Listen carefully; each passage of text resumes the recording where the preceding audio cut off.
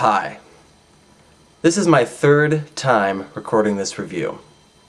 The first time just sucked, and the second time I accidentally taped over. There seems to be some force out there that does not want this review to be seen, but this review will be seen! Well, actually it's already being seen. You're seeing it, unless you aren't.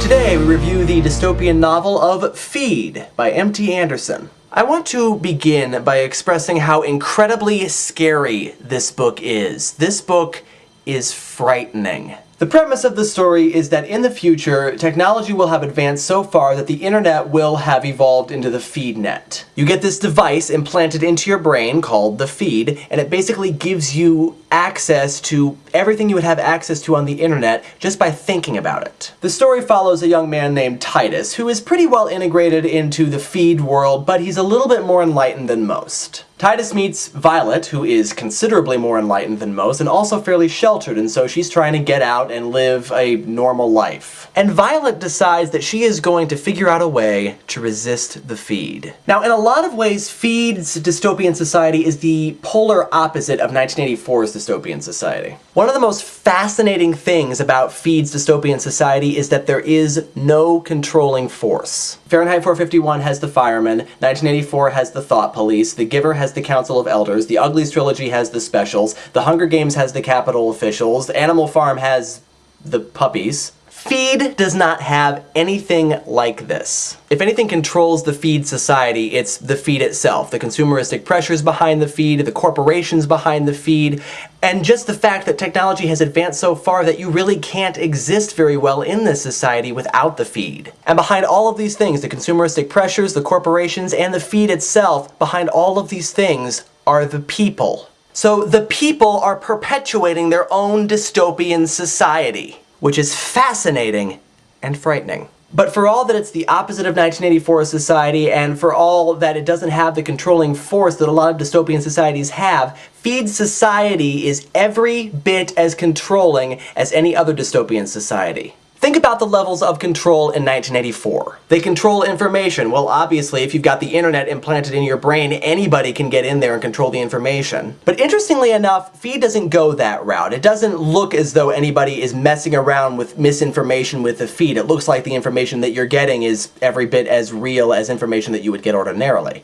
But what's changed is that people care less about getting that information. Education is a much, much different thing in the feed society because any information that you could possibly want is right there in front of you. You just have to think about it and you can look it up. So you can look up historical events and you can look up current events and you can see what's going on in the world, but most people just don't bother. They're very much self-centered, present-centered people. They think about themselves and they think about what's going on now, not what's going on outside themselves and what could go on in the future or what's gone on in the past. And the world around them is disintegrating. The rest of the world is threatening war with the United States, the environment is pretty much dead, and plus everybody's skin is falling off. No joke, their skin is falling off. These lesions have started appearing on their skin. But rather than finding out why and finding out what they can do about it, they instead make the lesions fashionable, so that people won't mind that their skin is falling off. Language is also a big thing. Of course, in 1984 you had Newspeak. There's not an official language like that in Feed, but everybody speaks with kind of a stereotypical teenage vernacular.